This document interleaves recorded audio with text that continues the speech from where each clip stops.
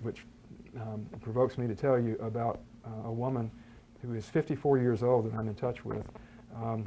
She is an all-star foster mother, grandmother, nurse, award-winning foster mother. And she was fostering an 11-month-old child, which doesn't matter. The child ended up going over the lazy boy about this far onto, she's a nurse, she's a foster mother, carpet, extremely thick carpet, landed this way, not on its head, and the foster mother was right there, picked her up like this, noticed that she was not breathing, and so she jostled the child, which didn't work. She put it on the cabinet, was administering mouth-to-mouth resuscitation on the phone to 911. They show up and they take care of the baby, and the baby is fine today. She's in jail. And the reason is because when the forensicist came and interviewed her, she used the wrong word. She said, I picked up the baby, noticed that it was not breathing, so I shook the baby. He said, stop, interview's over. The police came in and she was under arrest for shaking the baby, and that was the evidence. Well, it turns out she did a plea bargain, and I'll talk about the legal aspects in a few minutes. So all of this that I just told you about, the basic science, the medical and the opinion, were then consolidated and memorialized by my partner, Dr. Ron Yasinski. Ron is local at Georgetown and at Potomac Institute with me. He was the famous defense expert. He was the defense expert in the famous British nanny case in Boston, you'll remember, years ago. Well, in that case, the judge had an undergraduate science background, so he understood the basic science. And the jury came back with, I can't remember now if it was second degree or first degree, with a prison sentence. He reduced it in camera to involuntary manslaughter, time served, and she was on an airplane that night back to England to get her law degree. She was so mad. Anyway, now, so I'm making the claim, and in the literature, we've published this in peer-reviewed literature, and we're winning cases now because word is out that here's the real science. But there really is a subdural hematoma. How do you explain it? Where did it come from? Well, we've done that as well. The literature has been very obvious for a long time that between 25 and 50% of us are born with some form of intracranial bleeding. All of us remember the trajectory I built that says our heads are where they are. They're incomplete at birth. We put about 100 to 400 newtons. I won't go into poundals and newtons and that sort of thing for you guys, but the most efficient muscle that human beings have is, guess which one? I'll give you a hint, guys, you don't have one. The uterus, right? By the time it's lifting weights through a pregnancy and gets ready to expel a baby, now think of this, we have to expel the baby from force in order to get through the birth opening. And that is what is causing the intracranial bleeding. Well, we've known this, it's in the literature. But medical specialties don't tend to talk to each other. So OBGYN don't tend to talk that much with pediatricians and with clinical neurosurgeons who actually open babies up and go in, as Ron does routinely. Now what happens with intracranial bleeding is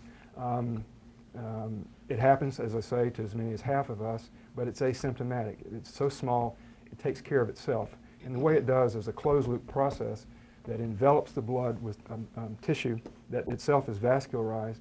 It secretes hormones that break the long molecules of the dead blood into short molecules, which can be hauled off in the trash, right? And that happens in almost all cases. In a very small fraction, and we suggest in those cases of subdural hematoma, you have an open loop process. And so the vascularized material actually itself bleeds, so you get what's called rebleeding. That's well known in the medical literature as well. So the bruise, if you will, expands until it pushes on the brainstem, and then, and this is 2 to 3 months out from birth, pressure on the brainstem leads to seizure, breathing problems, vomiting. You're off to the emergency room, and here's the rationale. There's no bruise on the outside, so the child didn't fall, but there's a bruise on the inside, so you shook the baby. You're the only adult in the room. You had to have done it. So they take your kid, and they come get your other kids as well, and now you're in a fight. Now, if you're appointed a public defender, you're probably going to jail, because I have been there, I've heard it many times.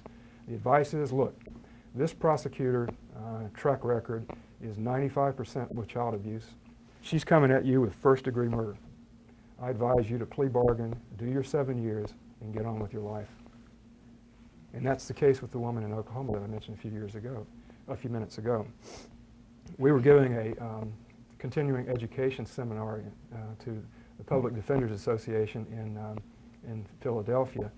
And first of all, I usually disclose I'm fairly conservative. I'm pro-law enforcement guy, but we got this one wrong. We got it very wrong. So we were giving this continuing education session in Philadelphia, and one of the public defenders said, "Excuse me, are you saying that when we're defending our customers, our clients, they're actually innocent?" I said, "Yeah, that's right." He said, "Well, that's really cool."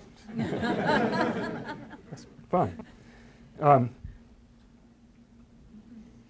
So I mentioned before basically the answer, and that is myelinization. As our brain grows, I should say as the myelinization proceeds, the brain obviously is getting bigger.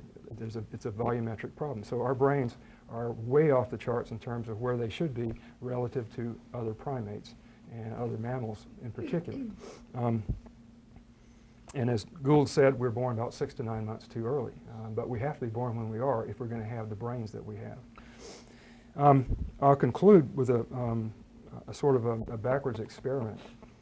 You can actually make an hypothesis that says, if this is true, it ought to be the case that where there's access to modern medicine, there ought to be a whole lot less morbidity and mortality to baby and to mother than in areas of the world that have little or no access to modern medicine.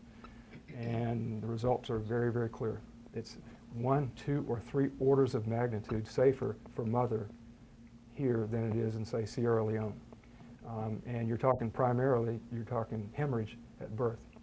And the methods that Wenda Trevethan has found that we try to avoid the hemorrhaging at birth are amazing, to include the midwife putting her toe on the area to keep the laceration from happening or bleeding too much. Just to give an example, in Thailand in 1960, people were experiencing about over 400 maternal deaths at birth per 100,000 live births. That's 1960. By 1994, as modern medicine eliminated, or reduced, I should say, the probability of hemorrhage and death due to hemorrhage was down to 1/10 of that, so around 40 to 50 per 100,000 live births. And a similar pattern all over the world. So again, the claim that we have published is that it is birth and not shaking babies that cause the problem.